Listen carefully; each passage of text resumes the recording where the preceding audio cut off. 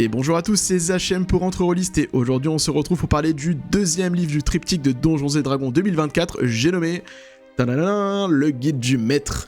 Est-ce qu'il va être dans la lancée du manuel des joueurs, c'est-à-dire permettre à plus de gens de rentrer dans le contenu de Donjons & Dragons?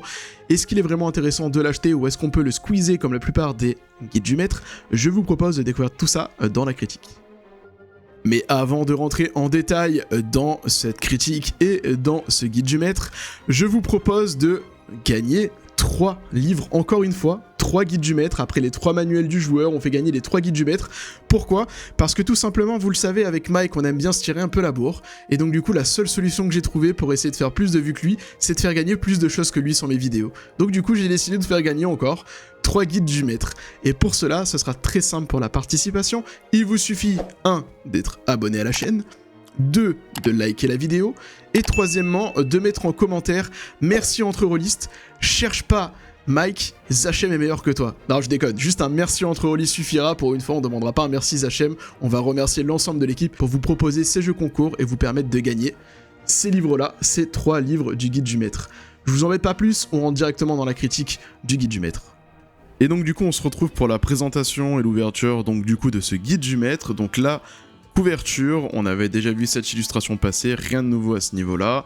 On remarque au dos toujours la même chose que j'avais précisé sur le manuel des joueurs. Ici on retrouve donc c'est fait partie du triptyque complété par le manuel des joueurs 2024 et le manuel des monstres 2025. Bon, appellation un peu différente. Ils sont restés consistants, ils ont gardé la même chose sur les 2 livres, donc c'est plutôt clair, même si c'est la version 2024 de Donjons & Dragons. Et sur le dos, ce que moi j'appelle la tranche, on retrouve bien donc ce fameux rouge, ce fameux nouveau code couleur que nous avons avec cette gamme-là, on va pas perdre plus de temps là-dessus. Quand on l'ouvre, pareil, petite nouveauté de cette gamme-là, on a une illustration à ce niveau-là, donc là on a un beau dragon noir, je vous laisse me dire en commentaire si pour vous c'est un dragon noir, pour moi ça l'est, mais si c'est pas le cas, dites-le moi en commentaire. Du coup on se retrouve avec ce sommaire donc qui est différent de la version 2014, donc la 5ème édition de ce guide du maître à plusieurs niveaux. Tout d'abord la structure a été totalement repensée, cette fois-ci on va voir qu'on a une certaine hiérarchie assez logique. Donc tout d'abord on va commencer par vous rappeler les bases, donc c'est-à-dire qu'est-ce que le jeu de rôle, qu'est-ce qu'un maître de jeu, qu'est-ce que sont les joueurs, le respect mutuel de l'un vers l'autre, le fait qu'on soit pas forcément en compétition, et surtout on va vous donner des cas concrets de comment gérer certains joueurs complexes dans vos parties. Dans la deuxième partie, on va être sur mener des parties, donc là on va être plus dans les règles terre-à-terre du quotidien d'une partie de jeu de rôle, avec la narration, la résolution de texte, on va aussi vous parler du voyage, les perceptions, toute cette partie-là, l'initiative, on est vraiment dans le concret. Ensuite, on va être dans la boîte à outils du MG, donc ça va être toutes les choses qu'on va vous donner en fait pour vous aider, comment bien interpréter l'alignement, ça va être aussi concevoir des créatures, des objets magiques, des PNJ, tous ces aspects-là. On va être aussi sur des règles telles que le combat en meute, on va être sur les poisons, on va être sur les pièges, voilà, vraiment tous ces aspects-là que vous n'avez pas forcément besoin de lire, qui existent et que lorsque vous en aurez besoin, vous pourrez vous y référer. Ensuite, on va voir la partie création d'aventure, donc là on va vous expliquer comment créer une aventure, à quoi ça sert, bien planter le décor, comment vraiment mettre en place quelque chose d'intéressant pour vos joueurs et surtout créer une certaine émulation de groupe autour de ces aventures, comprendre qu'est-ce qui leur plaît. Ensuite, on va être sur la conception de campagne, donc on va monter encore d'une échelle, on va faire une abstraction. La campagne, elle va être composée de plusieurs sessions, plusieurs aventures, il va y avoir une trame de fond, comment créer tout ça, comment lier tout ça à un univers. On va d'ailleurs vous parler de Greyhawks, donc on va vous donner le setting Greyhawks avec la ville de Greyhawks. Derrière, on va avoir la cosmologie, donc là on va aller sur un point très important de Donjons & Dragons, la notion de plan, qui vous sera très bien abordée. Et puis on va terminer plus avec de la partie, je dirais, un peu plus règles, avec notamment tout ce qui va être trésor et objets magiques, donc là il y en a à l'appel. Et à la fin, le point culminant qui va être les bastions, qui est vraiment la nouveauté de ce livre-là, et qui va apporter des choses en plus à votre campagne. Du coup, je vous propose qu'on regarde un peu plus en détail, vous allez le voir, les premiers chapitres, on va les passer un peu plus rapidement, parce que c'est beaucoup de conseils de MJ, donc du coup on va pas rentrer trop en détail. Donc comment ça se présente? On a souvent de très belles illustrations d'un côté, et de l'autre côté on va voir le texte. À chaque fois on va voir qu'il y a le texte de manière centrale, normale, et des encadrés violets qui vont faire un focus. Ici on a un focus sur quoi de neuf entre la version 2024 et la 2014. Donc comme je vous l'ai dit, il y a des conseils supplémentaires avisés pour les nouveaux maîtres du jeu, nouveaux maîtres du donjon, c'est vraiment pour moi le point le plus important. On a essayé de continuer cette gamme en la pensant la plus inclusive pour les nouveaux joueurs, dans le sens où les nouveaux joueurs ne seront pas dépaysés, on va les prendre par la main pour leur permettre de devenir maître du jeu, maître du donjon et rentrer dans Donjons et Dragons. On va avoir des fiches de suivi, ça c'est une nouveauté, vous allez les voir, on va en parler au fur et à mesure qu'on va parcourir le livre. Les aides de rencontre qui sont faites, alors pour moi ça n'a pas trop changé, il y en avait déjà dans la version 2014, donc j'ai pas trop vu la différence. Par contre, les éléments prêts à l'emploi, ça c'est une nouveauté et c'est très bienvenu, on en parlera tout à l'heure en détail. Les objets magiques, on en gagne 50 pages, donc il y en a beaucoup plus. Après, on va avoir la partie des bastions qui est vraiment la nouvelle règle mise en avant, et le glossaire du savoir qui est une très bonne chose, on en parlera à la fin quand on arrivera sur cette partie-là. Donc comme je l'ai dit ici, ça va être énormément de conseils, qu'est-ce que vous avez besoin, les dés, toute cette partie-là, comment bien mener sa séance, bien mener les rencontres, etc. On est vraiment dans l'accompagnement, la découverte du jeu de rôle, et à chaque fois on va avoir des exemples de parties dans cette section-là pour accompagner les nouveaux maîtres de jeu et les nouveaux maîtres de donjon. D'ailleurs, on a un intitulé qui est très très bien ici sur le maître du donjon qui est unique. Cette section est très importante à mes yeux, car elle permet réellement de rappeler aux joueurs que le jeu de rôle est avant tout une aventure qui se vit, qui se construit avec ses joueurs. Pourquoi ? Parce qu'une grande partie des nouveaux venus dans le jeu de rôle, dans ce hobby, vont venir des actual play et vont peut-être avoir une vision faussée ou erronée de ce qu'est le jeu de rôle. Ils vont vouloir reproduire ce qu'ils ont vu, ce qu'ils ont apprécié, sans forcément en fait rentrer dans le hobby en se disant j'ai le droit à l'erreur, je vais pas forcément être aussi bon que tel ou tel maître de jeu qui fait ça depuis des dizaines d'années, et donc c'est toujours important de le rappeler aux joueurs, aux nouveaux venus, attention, voilà ce qu'est le jeu de rôle, pensez qu'avant tout ce qui est important c'est de s'amuser. Personnellement, cette section est aussi importante pour les maîtres du jeu actuels, de se dire on n'est pas forcément le meilleur, on a le droit à l'erreur, on a le droit de se tromper, et ce qui compte c'est ce qui se passe avec vos joueurs autour de la table. Personnellement, je pense pas être le meilleur maître du jeu moi-même, ça peut se voir dans les AP que j'ai déjà réalisés, et pourtant on passe de très bons moments avec mes joueurs, et c'est vraiment un point capital, et je suis vraiment très content qu'il l'ait abordé dès le début de ce livre. Les fameuses fiches, donc là on a la première, donc niveau design, ça ne plaira pas à tous, c'est assez enfantin, elles sont toutes comme ça, mais elles ont le mérite d'exister, donc on va proposer aux différents maîtres du jeu des aides qui vont être disponibles aussi en PDF à chaque fois, donc vous avez en début du livre les pages à laquelle elles se trouvent, et on vous propose aussi les télécharger en PDF, et donc là ici c'est une fiche pour définir quelle est l'attente du jeu avec vos joueurs, un peu comme un contrat social qu'on va définir au début, pour éviter certaines choses, et en même temps parler de sujets qui peuvent plaire aux joueurs. Donc voilà, donc elles ont le mérite d'exister, moi je trouve que le design ne me plaît pas forcément, mais elles existent à l'époque, vous verrez, il y a des choses comme ça qui ont été rajoutées dans ce livre-là en tant que fiches de suivi, qui étaient vendues en fait dans des dossiers de campagne, et là on les a gratuitement dans le guide du maître, donc c'est plutôt cool. On arrive sur le chapitre 2, sur mener des parties, avec une très très belle illustration, je la trouve magnifique celle-ci, où en fait cette fois-ci, donc comme je l'ai dit, on va parler la narration, l'optimisation, gérer votre taille de groupe, est-ce qu'on peut avoir plusieurs MD, comment tourner, faire du co-MD, voilà, on va aborder tous ces sujets-là dans un premier temps. Les règles classiques, la résolution, on va vous dire qu'on n'est pas forcément obligé de lancer des dés à certains moments, on va vous donner quelques tableaux, d'ailleurs les tableaux sont une chose qui va se rarifier dans le livre, vous allez voir au fur et à mesure, il y en a de moins en moins, contrairement à la version en 2014, pour laquelle j'ai comparé, on a une grosse disparition des tableaux en fait, on veut vraiment moderniser, enlever ce côté-là de tableau qui fait un peu old school, qu'on va retrouver dans des Morkborg ou dans des OSR type DCC, donc Dungeon Crawl classique, voire même dans le Wargame, même le Wargame se met à faire disparaître les tableaux, c'est quelque chose qui est devenu en fait illisible pour les nouveaux joueurs, et là c'est le cas, j'ai trouvé qu'il y avait beaucoup moins de tableaux. À la place, on a du coup ces fameuses fiches sur lesquelles on va pouvoir écrire pour accompagner. Donc là voilà, donc on a les différents éléments, donc le voyage, j'ai abordé tout à l'heure, où là cette fois-ci on vous donne pas juste le fameux tableau de combien est-ce que vous pouvez vous déplacer, voilà, avec les allures, on vous donne aussi le voyage, la météo, qu'est-ce qui peut se passer, qu'est-ce qu'on peut rajouter. Donc pour moi c'est vraiment des éléments sur lesquels c'est important de les lire au moins une fois pour savoir qu'ils existent, mais vous allez vous y référer en fait lorsque vous en aurez besoin. Donc là pareil, on va reprendre la notion de figurine avec les règles, la vision, etc. illustrées. Donc c'est des choses aussi qu'il y avait dans le manuel des joueurs, mais qui est un peu plus approfondi dans la partie maître du jeu. Donc on va passer encore toute cette partie en accéléré avec la montée de niveau. La boîte à outils du MD, pareil, du maître du jeu. On va avancer rapidement, donc là on vous parle des armes à feu explosifs, rien de nouveau, il y a beaucoup de choses qui sont reprises de la version 2014 et c'est le cas. Ici la création de communauté, donc comment créer une communauté, on vous donne des tableaux avec des noms d'exemples, etc.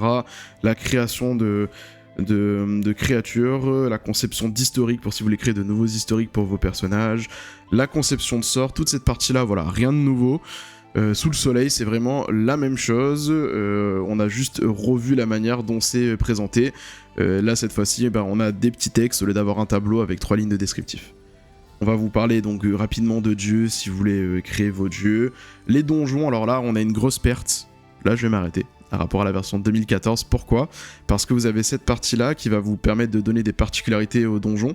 Donc on n'est plus sur une cartographie, une géographie, une notion un peu plus RP du donjon, mais on n'a plus le créateur de donjons aléatoires qu'on pouvait avoir en annexe du manuel qui vous permettait en 2-3 coups de dé de créer un donjon.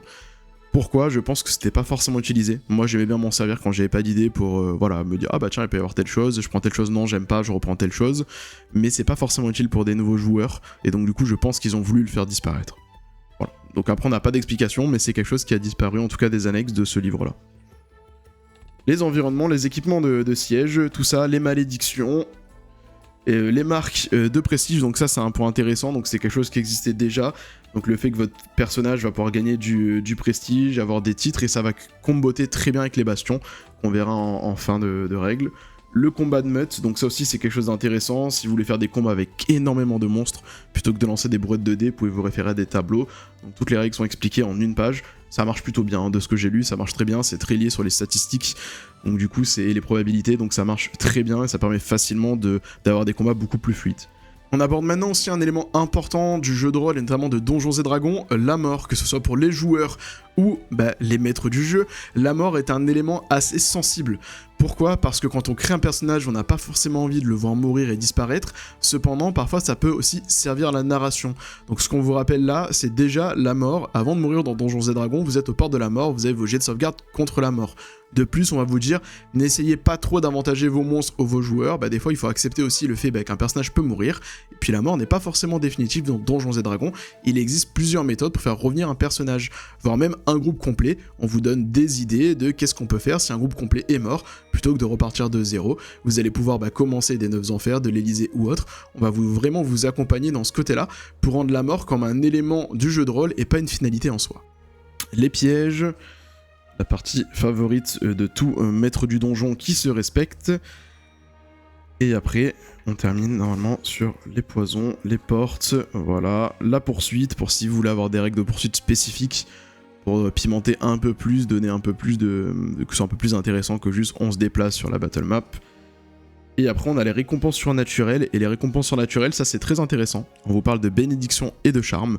Donc les bénédictions vont être données par certains dieux, divinités ou autres créatures extraordinaires pour donner des très bons bonus, hein.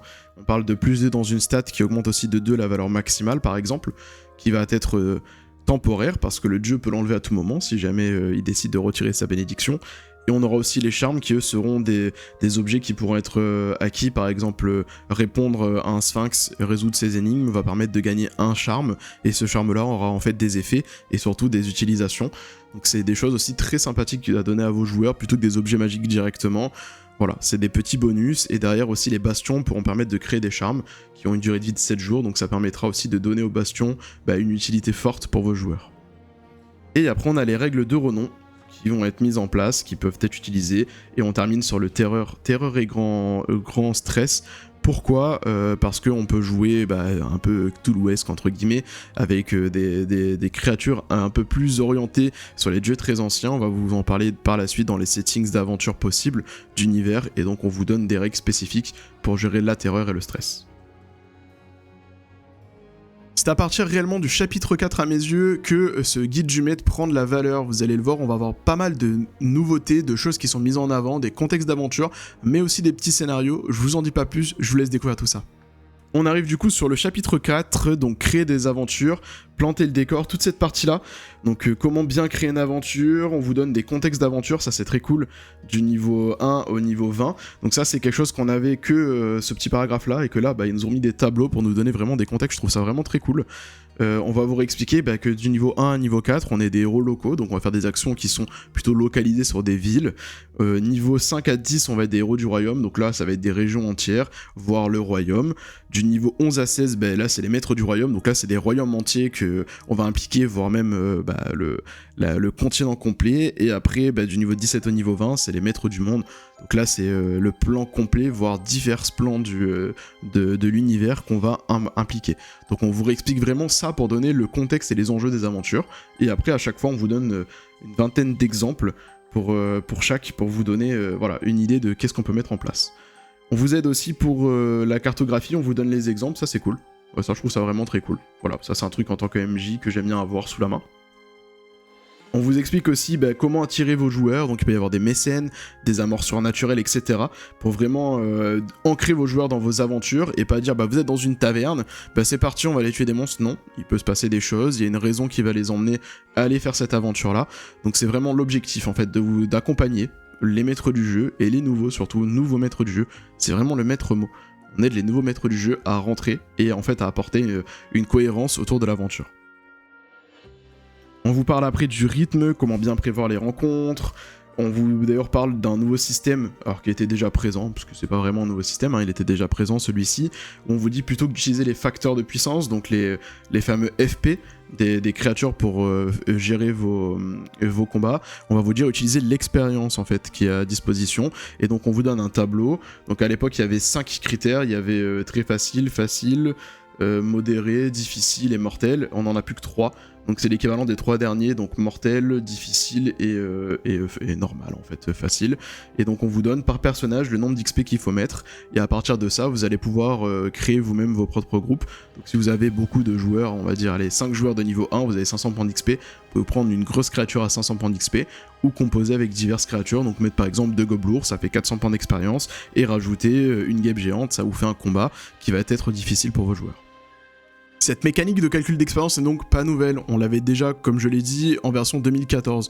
À mes yeux, bon, elle n'apporte rien de nouveau, mais elle permettra dans certaines situations de proposer des combats quand même équilibrés en se basant sur l'expérience plutôt que les facteurs de puissance des créatures. A vous de voir ce que vous préférez, est-ce que vous préférez poser un calcul d'additionner des points d'expérience, ou est-ce que vous préférez avoir une moyenne avec les facteurs de puissance. On vous parle après d'attitude aussi, comportement de monstres, ça je trouve ça intéressant, c'est-à-dire que les monstres, on n'est pas obligé de résoudre tous les combats par la violence. Certains vont être plus aptes à fuir, certains à discuter, à échanger, à négocier, et donc là on va aborder un petit peu plus ce sujet-là, et c'est pour ça que moi personnellement, j'aime bien donner l'XP non pas au combat, mais plutôt au passage de certains moments d'aventure, pour dire en fait si vous avez été intelligent, vous avez évité une rencontre, et tant mieux pour vous, on avance, ça sert le récit, on avance dans notre campagne, et donc vous méritez quand même votre expérience, voilà. Donc c'est aussi une manière de faire avancer les choses. Les fameux repos, orchestrer un final, donc là on vous explique que c'est important d'avoir une finale à chaque aventure, pas qu'à la campagne, comment bien récompenser ses joueurs, donc on vous donne des petits tableaux pour vous donner des idées, et là on arrive pour moi à un des meilleurs passages de ce guide du maître.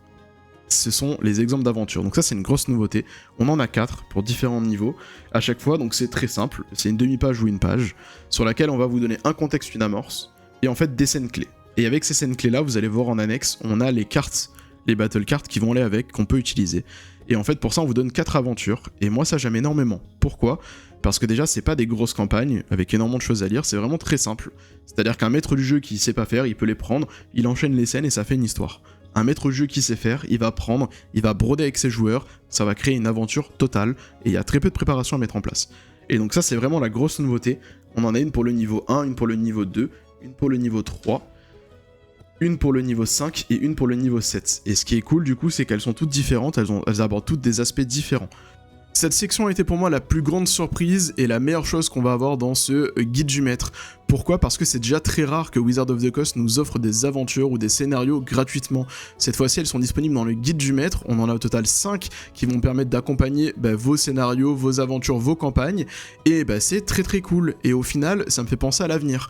On a eu l'annonce pendant la Gen Con justement qu'il y allait avoir le livre Forgotten Realms, donc l'extension du guide du maître pour jouer dans cet univers-là, qui allait être composé de 50 scénarios. Et pour moi, en fait, c'est ça qu'on va avoir, ce type de scénario-là, où en quelques lignes, on a un contexte, quelques scènes, et facilement on peut broder et lancer une soirée d'aventure. Et ça, c'est très très cool. Moi, ça me fait penser un petit peu à ce qui est proposé dans d'autres jeux de rôle, notamment DCC, alors c'est à 10€, c'est beaucoup plus approfondi comme type de livret, ou à Chronique Oubliée Fantasy V2 avec les petits livrets à 5€, qui sont des petites aventures sur 16 pages. Et ça me fait penser à ça, et en plus, derrière, vous allez le voir en annexe, on a les cartes qui vont avec. Donc très très bonne surprise, vraiment très bon point sur ce coup-là. On arrive sur la conception de campagne, donc là cette fois-ci on va vous dire, ok, avoir des épisodes c'est bien, mais maintenant ce qui est bien c'est d'avoir une trame narrative. Le Seigneur des Anneaux c'est pas un livre, c'est une trame narrative de 3 livres. Breaking Bad c'est une série avec plusieurs saisons, et en fait c'est comme ça qu'on construit notre histoire, et c'est en l'ayant de bout en bout, avec des méchants qui vont revenir, avec un danger qui va croître au fur et à mesure, qu'on emmène nos joueurs et qu'on les apporte dans un final qui va être extraordinaire, et surtout sur lequel les joueurs vont évoluer petit à petit. Donc c'est vraiment tous ces aspects-là qui vont être expliqués au maître du jeu, comment bien les gérer avec, vous voyez, les fiches de suivi. Ça c'était des choses qui étaient vendues avant, qu'on vous donne gratuitement. On va vous parler des saveurs de fantasy, donc là on va vous dire, il y a de l'héroïque, il y a de la fantasy héroïque, on va vous donner différents types de menaces qui peuvent planer sur ce type de settings. On a du sword and sorcery, du fantasy épique, de la fantasy mythique, de l'horreur surnaturelle, donc pour ça, le stress tout à l'heure qu'on a vu, ça va être utilisé beaucoup là-dedans, l'intrigue, le mystère, le KPDP, la guerre, et on peut aussi mélanger les genres, et donc là à chaque fois on vous donne en fait, vraiment, vous voyez, hop, des idées de ce qui peut être utilisé. Le cadre de campagne, derrière, on va vous présenter tous les univers de D&D. Et ça, je trouve ça très cool. On a aussi certains de Magic. Pourquoi ? Parce qu'il y a déjà des extensions, des livres qui vont sortir référents à des settings de l'univers de Magic. Donc du coup, on en parle déjà dès maintenant. Et on vous donne à chaque fois, en quelques lignes, on parle de 2 lignes, la description de qu'est-ce que c'est. Mais ça donne déjà une idée pour les joueurs qui ne connaissent pas du tout ce que c'est Dragonlance ou ce que c'est Ravenloft. On vous l'explique en quelques mots et après, vous pouvez vous renseigner d'autant plus. Le lancement d'une campagne, la création des personnages spécifiques, toute cette partie-là, comment bien planifier vos aventures, faire le lien entre vos aventures, parce que c'est important, surtout si vous faites des aventures détachées les unes des autres. Comment bien impliquer vos joueurs dedans. Et enfin on arrive à la section, on va parler un petit peu de lore dans un guide du maître, ce qui nous change, on n'avait plus trop l'habitude de ça. Dans la version 2014, nous avons eu le droit un petit peu à la cosmologie, seulement 30 pages, mais pas de lore à proprement parler.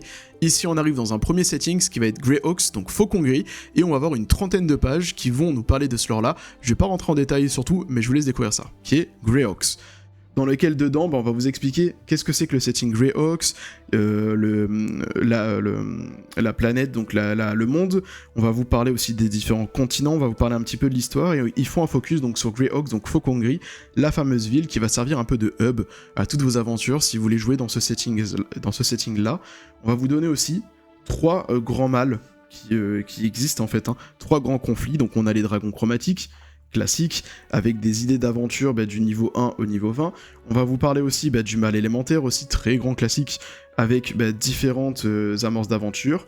Et après on va vous parler de Hughes, donc Hughes qui est, pour rappel, le fils de Tasha et du prince démon Gratz, et qui du coup est un personnage récurrent qui apparaît aussi dans le mal élémentaire, et qui apparaît de manière régulière, et donc on vous dit on peut aussi avoir un élément spécifique sur lui. On va vous placer le calendrier, donc cette partie-là, on va vous placer toutes les divinités, on va vous les présenter, donc ça c'est très très cool d'avoir aussi les divinités liées, moi j'aime beaucoup, surtout pour ceux qui vont jouer des paladins, des clercs, etc.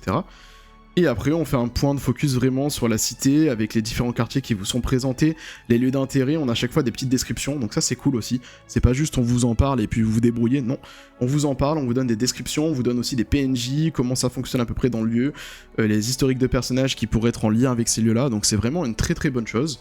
On a la carte de la ville qui sera là, qui sera aussi, vous le verrez en fond, donc je l'ai pas détaché, mais en fond on a une grande carte avec la cité d'un côté et la région de l'autre. On avance, les différents lieux, voilà, qui composent la ville, la fameuse carte de la région qu'on retrouvera au fond, et après on a une vue d'ensemble de l'Atlas, et en fait, donc cet Atlas-là, on vous explique qu'il y a tout un historique à chaque fois, et donc on va vous retracer certains lieux de légende, et vous présenter un petit peu qu'est-ce qui s'est passé. Donc là, on va être un petit peu plus dans l'histoire, et les différents lieux, les cultures, etc. Donc vous voyez, c'est fourni. Vraiment, moi j'ai été étonné de voir autant de choses, on n'en avait pas, ça dans la version 2014, on n'en parlait pas du tout. On n'avait pas de settings, il fallait acheter les extensions associées. Une fois qu'on a fini ces 30 pages-là, on arrive sur la cosmologie. Et là, gros travail aussi de fait. À l'époque, on avait une trentaine de pages, là on en a 60 sur les plans. Et c'est un point important de Donjons et Dragons, de bien comprendre qu'est-ce qu'un plan, comment ça fonctionne. Donc ils ont retravaillé la grande roue qui est là des plans.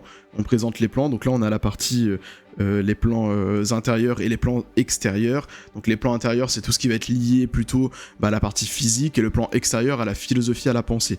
Et en fait tout ça s'imbrique entre guillemets, hein, je vous fais la méthode courte, c'est comme si on avait un cercle avec un cercle autour, et non pas des strates ou des couches, et en fait ils peuvent être liés les uns aux autres, on peut passer de l'un à l'autre, plus les plans sont proches, plus c'est facile de passer de l'un à l'autre, et en fait tout converge sur les plans matériels qui sont au milieu, où il y a le plan matériel qui va être l'univers de campagne que vous avez choisi, parce qu'il peut y avoir plusieurs plans matériels, par exemple Dragonlance, à côté de Greyhawk, à côté des Royaumes Oubliés, et donc c'est très rare de pouvoir passer de l'un à l'autre, mais ça existe, et après ce plan là en fait qui est un peu une sorte de plan neutre, il est aussi lié à deux autres plans, la féerie et Gisombre, un plan féerique où tout va être beau, merveilleux, et un plan où tout va être moche, et en fait on peut passer facilement de ces plans là quand on se balade, et c'est à cet endroit que convergent tous les autres plans, où vont se matérialiser, par exemple, là on a les plans donc, de la philosophie du mal, donc du mal qui va prendre une forme de feu, qui va se retrouver sur les éléments. Voilà, et on a un peu tout qui s'imbrique pour créer le monde matériel, le plan matériel tel qu'on le connaît. Je vais pas rentrer plus en détail dedans, mais c'est très très bien présenté, vraiment très très bien présenté. J'ai été agréablement surpris parce que c'est un point qui est souvent compliqué à aborder pour des nouveaux joueurs, des nouveaux maîtres du jeu. Et donc là, on va tout vous présenter, les différents plans, la guerre de sang, on a eu la fameuse transformation de Zariel par exemple. On va avoir après un tour d'horizon de tout le multivers avec à chaque fois les différentes strates parce que du coup chaque plan, il a des strates. Et du coup on vous présente les strates, on va vous présenter aussi des idées d'aventure que vous pouvez avoir dans ces plans-là. Et ils y passent tous à la casserole. Hein. Tous. Alors avec plus ou moins de détails, mais vraiment tous ont le droit à leur texte. Et c'est pour ça qu'il y en a autant d'informations. Et ça, je trouve que c'est très bien. Parce que quand on voit des aventures comme Vecna, qui vous fait passer un peu dans tous les plans, et en fait là, on a vraiment toute la description. On n'avait pas forcément autant de choses dans le guide du maître 2014. Donc c'est vraiment une très bonne chose. Moi, j'ai vraiment apprécié. Hein, je l'ai lu complètement.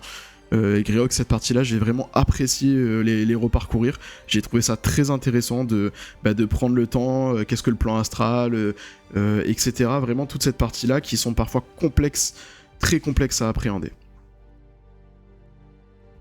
Vous voyez, quand je vous ai pas menti, donc là on a Citadelle Radieuse, hein, je vous ai pas menti, il y a énormément de choses là-dessus. Donc ça fait plaisir de retrouver du lore. Autant de lore dans un guide du maître. On arrive sur la partie trésor, donc là aussi on va passer rapidement, on a 50 pages de trésor en plus.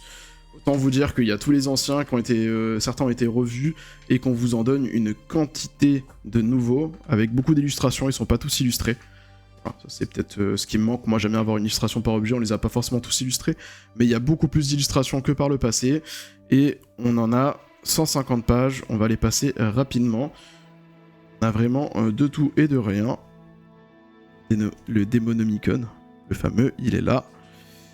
On va continuer, vous voyez, hein, j'en passe, ça termine en plus sur des tableaux, des brouettes de tableaux aléatoires pour vous aider, hein, si vous avez besoin de tirer des récompenses. Voilà, qui sont là, les objets aléatoires. Et enfin, on arrive sur le dernier chapitre de ce guide du maître 2024. La grosse nouveauté, ce sont les bastions. Et vous allez voir, la règle est plutôt intéressante, même si on pouvait faire autrement avec des règles maison. Cette fois-ci, on nous officialise les bastions et leur utilisation. Donc les bastions, qu'est-ce que c'est ? Les bastions, ce sont tout simplement le foyer, le fief, la forteresse que vont se construire chaque joueur et dans lequel en fait il va avoir un havre de paix, un endroit de repos. C'est quelque chose qui va être débloquable à partir du niveau 5 et que les joueurs vont co-construire avec leur MJ au fur et à mesure, et donc on va avoir une nouvelle notion qui va apparaître qui sont les tours de bastion, c'est-à-dire que tous les X jours il va se passer quelque chose à votre bastion, que votre personnage soit dedans ou pas dedans. Donc du coup l'idée c'est qu'on vous donne une règle à la base, on vous dit tous les 7 jours, l'idée c'est de faire un tour de bastion. Moi je conseillerais pas de la prendre stricto sensus, hein, cette règle, plutôt je dirais tous les 2 à 7 repos longs, en fonction de comment vous avancez, ça permettra de casser la monotonie en fait de votre exploration de donjon. Et donc en fait ces bastions, ils vont permettre à vos joueurs de créer son plan, de le faire évoluer. Il va mettre en place des extensions basiques, comme dans votre maison, une cuisine, un couloir, une toilette, des salles de bain, qui vont être simplement là pour donner un sens en fait à celui-là, et des extensions en fait spécifiques. Et donc ces extensions-là en fait vont donner des effets. Car en effet, pendant les tours de bastion, vous allez pouvoir donner des ordres à votre bastion. Soit vous êtes présent sur place et vous aurez accès à plein d'ordres. Et donc du coup, ces ordres-là, on va les voir par la suite, ils sont ici.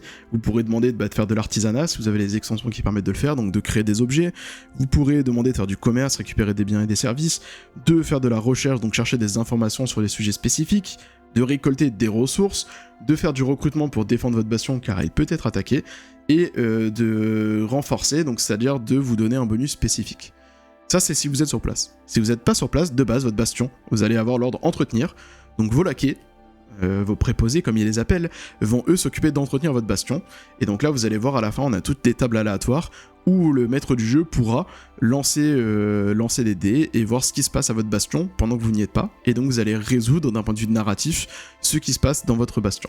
Et donc l'idée, ça va être un peu de casser parfois cette monotonie qu'on va avoir, où en fait c'est porte-monstre trésor, trésor, parce que l'aventure est prévue comme ça, vos joueurs vont pas forcément faire du RP, et donc on va casser un peu ce côté tension, combat qui s'enchaîne par un bon moment de RP, dans lequel on va pouvoir prendre le temps de se poser et de réfléchir de qu'est-ce qui se passe.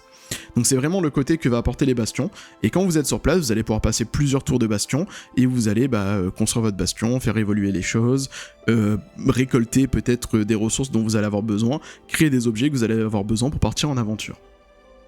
Donc on a une trentaine d'extensions qui est proposée, des armureries, des baraquements, des fermes, des champs, des forges. Voilà, l'idée c'est vraiment de construire votre propre domaine, et donc chaque joueur aura le sien, mais les joueurs, s'ils le souhaitent, ils peuvent aussi les cumuler ensemble. Donc ce que ça change, rien, c'est juste qu'on va cumuler les bastions, donc on va avoir un seul lieu, mais chacun devra gérer le sien comme s'il était autonome, ce qui permet de ne pas léser certains joueurs au détriment d'autres. Les différents événements qui peuvent apparaître, donc on les voit ici, les fameuses tables dont je vous ai parlé, donc ça va de il se passe rien, à, on a cru voir un fantôme, à il va y avoir des attaques, des invités qui vont arriver, on va trouver des trésors ou des réfugiés vont demander d'être accueillis au sein de notre bastion. Il faut pas se limiter qu'à ça. Personnellement, moi ce que je recommande et ce que je conseille, c'est que dans les bastions, en tant que maître de jeu, vous en serviez également pour votre narration.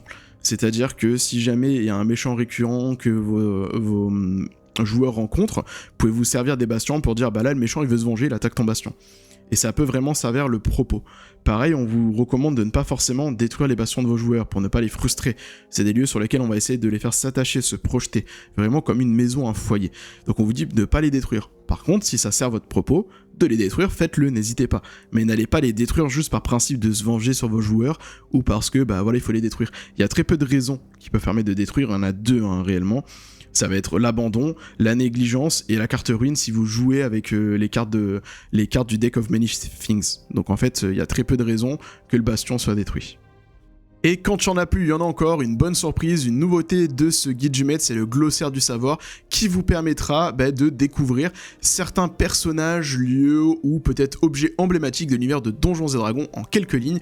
Et ça c'est très très cool parce que ça permettra aux joueurs qui ne connaissent pas ou aux maîtres de jeu qui ne connaissent pas l'univers de se plonger dedans. Le glossaire du savoir, on va vous parler d'énormément de noms connus de l'univers, de personnages, de lieux ou d'objets. Acerirak, l'Adamantium, l'Appel des Vaillants, etc. Big B, on va vous parler de Minsk. À chaque fois, on va vous donner qu'est-ce que c'est. Que sont ces personnes, ces objets, ces lieux, de manière résumée, et ça c'est un gros point positif pour permettre aux nouveaux maîtres du jeu d'en savoir un peu plus, de se dire « Ah tiens, j'ai entendu parler, c'est quoi le portail béant ?» Hop, j'ai une idée, ok, de où ça se trouve, de qu'est-ce que c'est. Et derrière, je vais pouvoir m'en servir ou pas pour mon aventure, ou approfondir. Et donc ça c'est vraiment une très bonne chose, c'est bienvenu, c'est une dizaine de pages, mais vraiment c'est un gros plus qu'on n'avait pas par le passé. Les fameuses cartes qu'on va retrouver pour les aventures, donc il y en a aussi beaucoup, elles peuvent aussi servir pour vos bastions, parce que du coup il y a des forteresses, il y a des manoirs, tout ça, donc ça peut être aussi des bases pour les bastions de vos joueurs. Donc on les passe rapidement, mais ça aussi c'est un très bon point positif, qui peuvent être utilisés soit pour des combats comme ça, soit pour les aventures qui sont données, et il y a vraiment de tout, et ça je trouve que c'est une très très bonne chose, d'en avoir autant dans un guide du maître, ça donne vraiment un intérêt supplémentaire à ce guide du maître là. Et on termine sur l'index, et la fameuse carte dont je vous ai parlé, qui est découpable, avec les deux... d'un côté la ville et de l'autre côté le setting de Greyhawk. Et voilà pour ce feuilletage du guide du maître, je vous propose de vous donner mon avis. Et donc du coup, on se retrouve pour la critique de ce guide du maître 2024. Alors avant de rentrer dans les détails, j'aimerais rajouter une petite précision. Personnellement, ça fait des années que en fait, je ne fais plus réellement l'acquisition des guides du maître que je trouve inutiles dans la plupart des cas. Je les ai achetés principalement pour les pléthores d'objets magiques, mais comme dans Donjons et Dragons, généralement on nous propose des livres dédiés aux objets magiques qu'on peut directement acheter, avoir un catalogue complet. J'avais arrêté de faire l'acquisition de ces livres-là pour vous dire la version 2014 qui est derrière moi. J'ai fait l'acquisition du manuel du maître, donc du guide du maître, il y a un an environ, pour justement préparer la version 2024 et la sortie du nouveau guide. Donc c'est pour vous dire un petit peu la relation que j'ai avec les guides du maître. Mon retour là-dessus, surtout sur ce nouveau guide 2024, est plutôt positif. Je trouve qu'ils ont bien retravaillé la proposition de la version 2014. Lorsque j'ai mis les mains dans la version 2014, je l'ai trouvé pas très utile, un peu imbitable, parce que c'est bon, voilà, c'est une maquette qui est un peu âgée aujourd'hui. Quand on l'a entre les mains, il y avait énormément de tableaux, donc moi les tableaux c'est des choses qui ne me dérangent pas plus que ça, mais pour des nouveaux joueurs c'est pas forcément quelque chose de très pratique à utiliser. Du coup ils ont vraiment retravaillé pour rendre la version beaucoup plus facile d'utilisation, comme c'est le cas avec le manuel du joueur qu'on a déjà eu au mois de mai qui est sorti. Ils ont vraiment gardé cette lignée, cette construction de dire on veut permettre à tout le monde de pouvoir faire du Donjons et Dragons, et surtout d'attirer peut-être des joueurs du jeu vidéo tels que ceux qui ont découvert Baldur's Gate 3 il y a maintenant plus de 2 ans et qui aimeraient se lancer dans le jeu de rôle. Alors du coup, c'est plutôt positif à mes yeux parce que j'ai pas juste des objets magiques, j'ai quand même d'autres choses qui sont intéressantes, dont notamment les 5 aventures. Moi c'est quelque chose que j'apprécie. Lorsque j'achète un livre qui à la base ne me propose pas des aventures, je l'achète pas pour ça, qui me propose des petites amorces d'aventures, c'est quelque chose que je vais utiliser. J'aime beaucoup aussi Greyhawk, la proposition qui est faite. Alors certes on a que 30 pages, ce n'est pas énorme en soi, on pourrait avoir 150 pages sur Greyhawk qui pourraient nous être vendues à côté, mais là on nous les inclut directement dedans, en plus de tout le reste qu'on avait déjà dans la version 2014. Minus par exemple la création de donjons aléatoires. On a aussi toute la cosmologie qui a été retravaillée et vraiment très bien présentée pour les nouveaux maîtres du jeu, et ça j'ai trouvé ça excellent. J'ai vraiment aimé la reparcourir, la comparer avec ce qui était proposé antérieurement. D'ailleurs je préfère la vision de la version 2014, le schéma où c'était un cercle un peu comme une planète découpée en fait, dans lequel on a le cercle qui sont les plans matériels au milieu et puis on a des choses qui arrivent autour pour créer un grand cercle, plutôt que la vision des 2 cercles. Mais bon, ils ont voulu vraiment imager et donner du relief à ces plans là, et je trouve ça vraiment très intéressant. Il y a aussi certains conseils pour les nouveaux maîtres du jeu qui sont vraiment bien pensés. Je pense notamment à la relation avec les joueurs. On vous parle de joueurs toxiques, de joueurs qui vont jouer sur les règles. À ce niveau-là, on vous donne vraiment des manières de comment mettre en place pour que ça se passe bien autour de votre table. Et ça, c'est cool. C'est quelque chose qu'on ne voit pas forcément dans tous les guides du maître et qui, pour une fois, est abordé sur comment gérer vos joueurs compliqués. Et c'est quelque chose qu'on retrouve régulièrement dans des tables de Donjons et Dragons. Donc c'est vraiment bienvenu. Donc au final, je m'attendais à pas grand-chose parce que j'aime pas particulièrement les guides du maître. Et j'ai trouvé la lecture plaisante. Je l'ai dévoré assez rapidement. En une soirée, j'ai fait plus de la moitié en ayant passé toute la partie règles, et après en une autre soirée, je me suis fait toute la partie lore et je m'étais réservé une bonne petite heure vraiment de bonne lecture de la partie Bastion pour bien comprendre les règles, les poser sur papier, pour comprendre les enjeux, les contextes de ce que ça apporte. Et d'ailleurs, ça apporte énormément à mes yeux si vous ne l'utilisez déjà pas. Moi je l'utilisais déjà auparavant, notamment dans la campagne La Citadelle Radieuse, où pour les bastions, j'avais mis en place une maison que j'avais donnée à mes joueurs, et la Citadelle Radieuse était un petit peu comme une capitale de World of Warcraft, sur laquelle on pouvait revenir après chaque aventure, où il se passait des choses et où les joueurs pouvaient se reposer. Cette fois-ci maintenant ils auront leur bastion, et ça a l'avantage que c'est une règle qui va évoluer avec les prochains suppléments, notamment Forgotten Realms, on sait déjà qu'on va avoir 2 nouveaux suppléments pour les bastions dans la partie guide du maître, qui va ajouter de nouvelles règles, de nouvelles extensions et surtout une adaptation pour les settings de campagne des royaumes oubliés. Donc du coup on sait que c'est quelque chose maintenant qui est ancré et qui va pouvoir être utilisé, même si c'est pas nouveau. On pouvait déjà le faire avec des règles homebrew, des règles maison ou des règles qui étaient proposées par la communauté. Donc au final, pour conclure, moi je suis plutôt satisfait. Je pense que c'est un bon guide du maître qui complète bien le triptyque pour l'instant, qui me donne pas l'impression de dire ok, j'achète le manuel des monstres et le manuel des joueurs et je laisse de côté le guide du maître. Non, le guide du maître a son ajout pour les petites aventures, pour le bastion, et si vous êtes nouveau maître du jeu, vous avez toutes les fiches pour vous accompagner et tous les conseils. Voilà. C'était Zachem, j'espère en tout cas que cette revue, cette présentation du guide du maître vous aura plu. Si c'est le cas, n'hésitez pas à vous abonner à la chaîne, à liker la vidéo. N'oubliez pas le jeu concours que je vous présente en début. Si jamais vous n'avez pas fait partie des gagnants, vous pouvez utiliser notre partenariat avec la boutique MaxiRave, donc le code MaxiRelease. Vous avez toutes les informations en description de la vidéo pour vous accompagner sur les achats de la boutique. Et on se retrouve très prochainement. Amusez-vous, racontez-vous de belles histoires. Ciao!